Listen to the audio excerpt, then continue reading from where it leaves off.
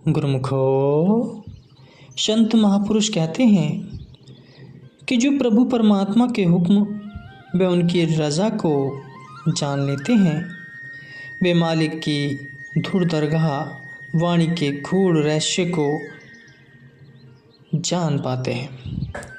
अर्जुन ने भगवान का हुक्म मानकर युद्ध में कितने ही लोगों को निष्प्राण कर दिया, तो भी भगवान ने निज मुख से उसकी सूरवीरता की बड़ाई करते हुए उसे भक्ति की उपाधि दी।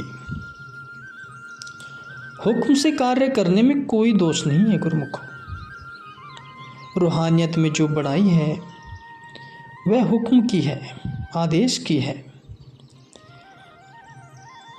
लोग मन के ख्यालों से चलकर धोखा खा जाते हैं। गुरुवाणी में भी वर्णन करते हैं कि गुरु की मति तू ले ही याने, भक्ति बिना बहु डूबे सियाने। सतपुरुष फरमाते हैं कि हे भोले प्राणी, तू गुरुमति धारण कर। भाव यह है कि उनकी शरण में आकर उनके शतुपदेशों पर आचरण कर। गुरु की भक्ति बिना बहुत बुद्धिमान प्राणी भी मोह की लहरों में डूब गए हैं। पूर्ण सद्गुरु की आवाज़ परमात्मा की आवाज़ है। उनके हुक्म का मनन करोगे तो वे स्वयं ही आपकी रक्षा करेंगे और कोई भी दुख, कष्ट व क्लेश आपके पास नहीं आ सकेगा।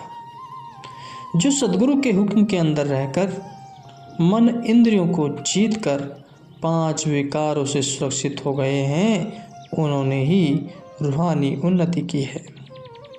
इसलिए जिसको सच्चे सुख की प्राप्ति की इच्छा हो और जो मनुष्य जन्म की सफलता ग्रहण करे, मनुष्य जन्म की सफलता चाहता हो, तो वह मनमति का त्याग करके गुरुमति को ग्रहण करे, तो कुदरत भी सभी शक्तियाँ उसका साथ देंगी और वह परलोक में भी सुखी रहेगा और उसका परलोक भी सुखी हो जाएगा। गुरुमुखो, आत्मज्ञान की प्राप्ति कैसे हो, इस आत्मा को सही मार्ग कहाँ से मिलेगा, इसका क्या उद्देश्य है। तो गुरुमुखो, जैसे दुनिया में प्रत्येक वस्तु अपनी अपनी जगह से मिलती है, वैसे ज्ञान भी वक्त के संत सद्गुरु से प्राप्त होता है। जब दुनिया की तुच्छ चीज़ें भी बिना मूल्य के नहीं मिलती, तो ज्ञान रूपी अनमोल रत्न बिना कुछ अर्पण किए कैसे मिलेगा।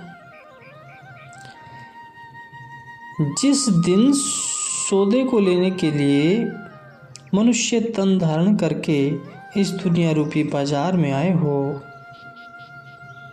वह नाम रूपी अमोलक दात तुम्हें संतों के द्वार से ही मिलेगी। अगर तुम्हारे मन में लेस मात्र भी अहंकार हो, तो यह सौदा नहीं मिलेगा। मन को अहंकार रहित करके ही इस अमोलक नाम की दात को प्राप्त किया जा सकता है। राजा जनक ने एक बार ढोल पिटवाई की घोड़े पर चढ़ने को जितना समय लगता है, उतनी देर में जो मुझे ज्ञान दे देगा, उसी को मैं अपना गुरु मानूंगा।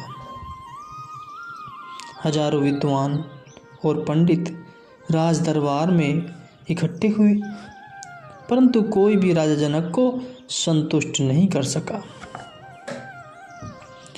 तभी दरबार में मुनि अष्टावक्र जी का आना हुआ। उन्होंने राजा जनक को कहा कि राजन, कोई साधारण वस्तु भी बिना मूल्य की नहीं मिलती। फिर यह आत्मज्ञान जो सर्वोत्तम पदार्थ है, वह बिना कुछ अर्पण किए कैसे प्राप्त हो सकता है। इसे प्राप्त करने के लिए आप पहले अपना तन मन धन मुझे सौंप दें, फिर मैं आपको यह अमूल्य एवं बहुमूल्य अनमोल ज्ञान प्रदान करूँगा। परम संत श्री कबीर साहिब जी कहते हैं, यह तन विष की बेलरी गुरु अमृत की खान, शीश दिए जो गुरु मिले तो भी सस्ता जान। कहते हैं कि यह मानव तन विष की बेल की तरह है और सदगुरु अमृत की खान है। अगर शीश भेंट करने पर भी सदगुरु की प्राप्ति हो जाती तो भी इस सौदे को सस्ता मानो। राजा जनक ने तुरंत ही विचार करके अपना तन मन धन मुनि अष्टावक्र जी को सौंपने का संकल्प ले लिया। उसके बाद राजा ने आदेश देकर जैसे ही घोड़ा मंगवाना चाहा, मुनि अष्टावक्र जी ने तत्काल उन्हें एक ऐसा करने से रोकते हुए कहा, राजन, आप अपना मन मुझे सौंप चुके हैं, अब दी हुई किसी भी वस्तु पर आपका कोई अधिकार नहीं है। इस मन को मेरे सिवाय आप कहीं भी नहीं लगा सकते। यह सुनकर राजा जनक ने अपनी समस्त चित्त वृत्तियों को सद्गुरु के ध्यान में केंद्रित कर दिया। मन की चंचलता समाप्त हो गई। मुनि अष्टावक्र जी ने उनकी सुरती को तत्काल अपने चरणों में खींचकर उन्हें शाश्वत आनंद से सराबोर कर दिया।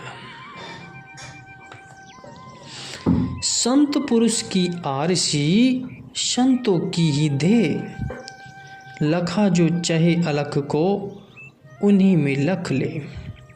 जिस प्रकार शीशे में अपना प्रतिबिंब दृष्टि गोचर होता है, उसी प्रकार सद्गुरु के ध्यान से अलग पुरुष का दर्शन होता है। सद्गुरु की देह दिव्य अमृत से भरी होती है। उनके दर्शन ध्यान से सुरती स्वतः ही पिंड देश से उठकर ब्रह्मांड देश की सैर करने लगती है। राजा जनक पहले से ही एक उच्च कोटि के संस्कारी और बुद्धिमान पुरुष थे। उन्हें तो केवल पूर्ण सद्गुरु के मिलाप की आवश्यकता थी। गुरु अष्टावक्र जी से रूहानी ज्ञान की दीक्षा प्राप्त करके वे उनके चरणों में नतमस्तक हो गए और उनका आदर सम्मान किया। गुरुमुखो, तन मन के साथ साथ धन की सेवा का भी अपना विशेष महत्व माना गया है और कहा भी है कि जहाँ धन जाए वहाँ मन जाए। समय समय पर महापुरुषों ने अपने भक्तों को धन की सेवा से कृतार्थ कर उन्हें आत्मिक पूंजी एकत्र करने का सौभाग्य प्रदान किया।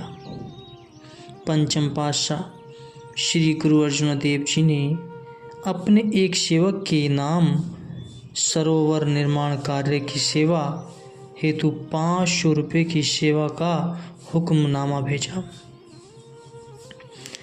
जबकि उसके घर उस समय 5 पैसे भी नहीं थे। उस सेवक ने मस्कीनिया पहलवान से कुश्ती लड़कर सद्गुरु के हुक्म को शीश चढ़ाया। विचार करने योग्य बात यह है कि गुरुमुखो कि क्या सद्गुरु को हमारे धन की आवश्यकता है? वे तो स्वयं सब रिद्धियों सिद्धियों के मालिक होते हैं। कुदरत की सभी शक्तियाँ हाथ बांधे उनकी सेवा में उपस्थित रहती हैं। वे तो सेवकों को सेवा की अमूल्य निधि बख्शने के लिए वे उनके मन को चरणों से जोड़े रखने के लिए ऐसा सुअवसर प्रदान करते हैं। उनकी हर कार्यवाही में सेवक का हित समाया होता है। सेवक का कार्य कुर्बानी के बिना सिद्ध नहीं हो सकता। सच्चा सेवक वही है जो शरीर से ऊपर उठकर सद्गुरु के हुक्म पर कुर्बान हो जाए। जो सेवक का हुक्म सुनकर मन में संशय करता है तो वह रूहानियत का अभिलाषी व अधिकारी नहीं है। भगवान श्री कृष्ण जी ने अर्जुन को हुक्म किया कि तुम जो भी कर्म करो मेरे लिए करो और मुझे अर्पण करो। ऐसा करने में भगवान श्री कृष्ण जी का अपना कोई निजी स्वार्थ नहीं था, अपितु उन्होंने अर्जुन को मोह माया से बचाने के लिए ही उसे ऐसा उपदेश दिया। श्री रामचंद्र जी कहते हैं, जननी जनक बंधु सुतदारा, तन धन भवन सुहृदय परिवारा। सबकी ममता तांग बटोरी, मम पद मन ही बांध बट डोरी। अर्थात माता पिता मित्र पुत्र पत्नी शरीर धन घर मकान रिश्ते नाते व कुटुंब परिवार आदि सबकी डोरी बनकर जो मेरे चरणों में समर्पित कर दे, सबकी डोरी बनाकर जो मेरे चरणों में समर्पित कर देगा, उसकी संभाल मैं ऐसे करूँगा जैसे लोभी धन की संभाल करता है। जैसे लोभी धन को नाश नहीं होने देता, वैसे ही मैं सेवक के भक्ति धन की संभाल करके उसे अविनाशी पद प्रदान करता हूँ। एक बार परम संत श्री कबीर साहिब जी सत्संग का कार्य अपने पुत्र कमाल को सौंप कुछ दिनों के लिए काशी पधारे। कमाल ने हुक्म कर दिया कि जो भी कथा सुनने आएगा वह 5 आने रोज लेकर आए। धीरे धीरे कथा सुनने वालों की संख्या कम होने लगी। जब परम संत श्री कबीर साहिब जी वापस आए तो रास्ते में ही लोगों ने शिकायत की कि कमाल ने कथा सुनाने पर 5 आने रोज की टिकट लगा रखी है। परम संत श्री कबीर साहिब जी ने घर आकर पुत्र कमाल को बुलाकर कहा, बूढ़ा बंसु कबीर का उपजेहु पोतु कमाल, हरि का सिमरन छाड़ के घरी न ले आए माल। संतान होने से वंश बढ़ता है, लेकिन ये कमाल तुम्हारे पैदा होने से तो मेरा वंश ही डूब गया। तुमने धन एकत्रित करने के लिए प्रभु बंदगी का त्याग कर दिया। कमाल चरणों पर गिरकर प्रार्थना करने लगा कि पिताजी, मैंने पिछले 8 दिनों में 5 आने लेकर जिन्हें कथा सुनाई, आप उन्हें बुलाकर पूछिए कि उन्होंने कथा में क्या सुना और अमल करके कितना रूहानी लाभ प्राप्त किया। जिन्होंने मुफ्त में कथा सुनी उससे भी पूछिए कि उन्होंने क्या सुना और अमल करके कितना लाभ उठाया। तो परम संत से कबीर साहिब जी ने ऐसा ही किया। जिसने कुछ कुर्बानी करके कथा सुनी थी, उनकी सुरती जो पहले धन में थी वह अब जहाँ धन गया था वहाँ समा गई थी। उन्होंने 8 दिन की कथा भी कह सुनाई और झूठे धन के बदले सच्ची दात को बख्शने के लिए शुक्रिया अदा किया। सुनने वालों की संख्या कम हो जाने पर भी मनन करने वालों की संख्या में वृद्धि हुई थी। इसलिए ये थोड़े लोग भी अब बहुत काम के हो गए थे। चाणक्य नीति के 4थे अध्याय में वर्णन आया है कि केवल एक गुणवान और विद्वान पुत्र सैकड़ों गुणहीन निकम्मे पुत्रों से अच्छा होता है। जिस प्रकार एक ही चांद रात्रि के अंधकार को दूर करता है, असंख्य तारे मिलकर भी रात्रि के गहन अंधकार को दूर नहीं कर सकते।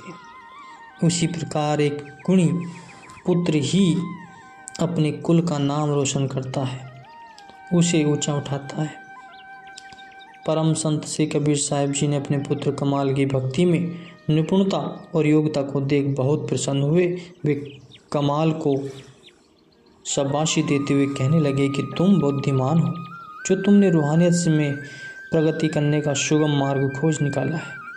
सच तो यही है कि जिसने स्वयं सेवा की वह हुक्म को माना, वास्तव में उसने भी लाभ पैदा वाला सौदा पैदा किया। जो हुक्म को न मानकर मन की मति पर चलते हैं, उन्हें कोई लाभ प्राप्त नहीं होता। वे मालिक की कृपा से पूर्णतया वंचित रह जाते हैं। 8वीं पातशाही श्री गुरु हरि कृष्ण जी के परम धाम से धान्य के पश्चात बकाले गांव में 22 सोडी गुरु का वेश धारण कर बैठ गए। उन्होंने न स्वयं सेवा की थी और न ही हुक्म को माना था। मक्खन शाह उन्हें देखकर असमंजस में पड़ गए कि इन सब में से सच्चा गुरु कौन है। वास्तविकता को जानने के लिए वे सबके आगे 5 मोहरे भेंट करता गया। सबके सब उसी मोहरे स्वीकार कर उन्हें आशीर्वाद देते उनकी सराहना करने लगे। उनके पास से होकर मक्खन शाह जी जब श्री गुरु तेग बहादुर जी के चरणों में पहुंचा तो वहाँ भी 5 मोहरे रखकर मत्था टेकने लगा। तो श्री गुरु महाराज जी